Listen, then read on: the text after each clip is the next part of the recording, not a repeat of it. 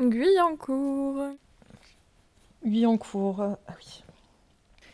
Alors Guyancourt, on est venu en voiture et on est descendu par un petit chemin qui descendait relativement bien et on est tombé sur la Bièvre. Et là j'ai commencé à sortir mon matériel et l'appareil photo pour filmer d'un côté où il y avait un peu de la pollution dans la Bièvre et un grillage aussi qui avait l'air de retenir des choses.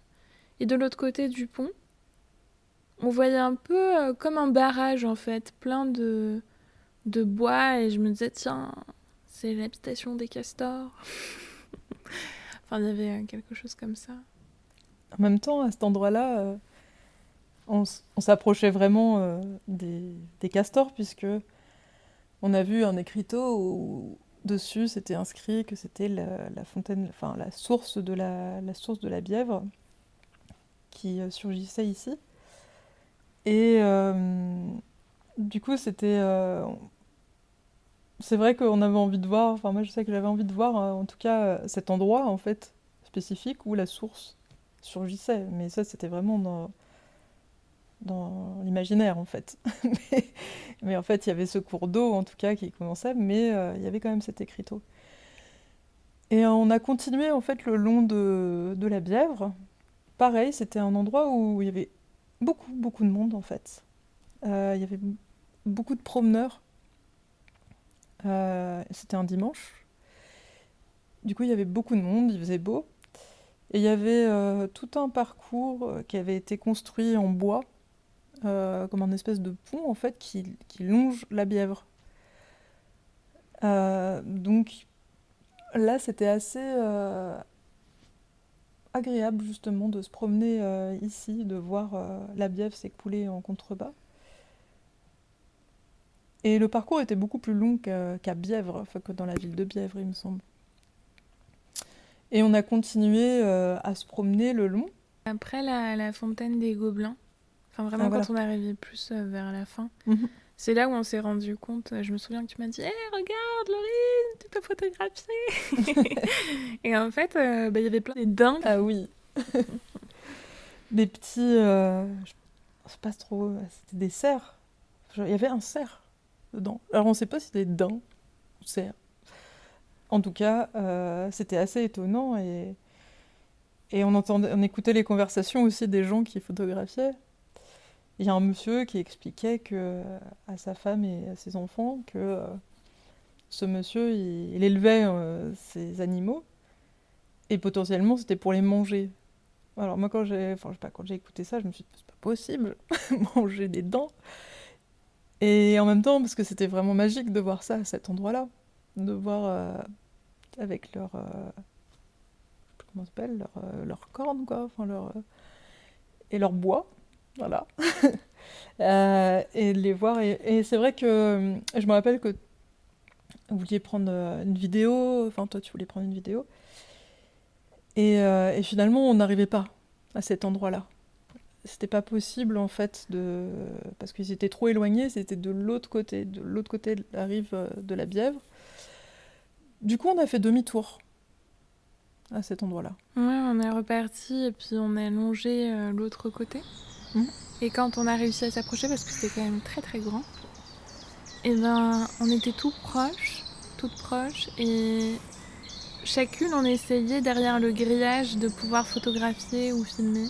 C'était assez intéressant parce qu'on se faufilait entre les végétaux, plutôt en bas, parfois plus en hauteur, et voilà. Et on a vu aussi un endroit où... Je sais plus ce qu'on regardait, ah oui on a vu... Les écureuils. Ouais, c'est ça. On a vu les écureuils, des petits écureuils qui étaient en train de fouiller dans les branchages, etc. Je sais plus ce qu'ils faisaient exactement, mais en tout cas ils étaient très rapides, donc pour les avoir, enfin pour pouvoir les photographier, etc. Enfin, c'est compliqué. Mais c'était assez fou de voir qu'il y avait des écureuils, des daims ou des cerfs ou des voilà, enfin, ça ressemblait à des cerfs. Et puis et de voir en tout cas différents animaux en fait là-bas aussi.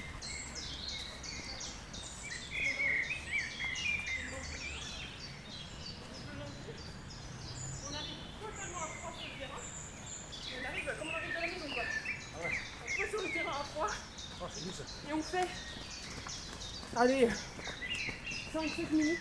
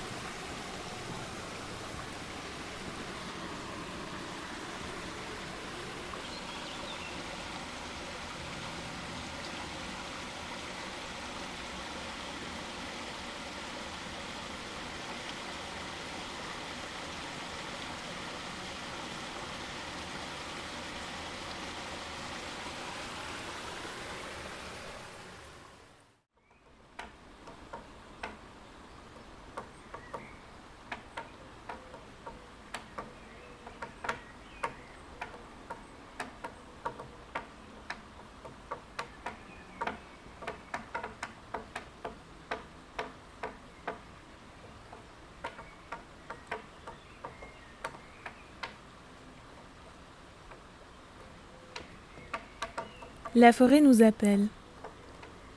La source surgit ici. Des promeneurs du dimanche. Cerfs, biches et écureuils. Au bord, une cabane en bois se reconfigure. Les barrages des castors.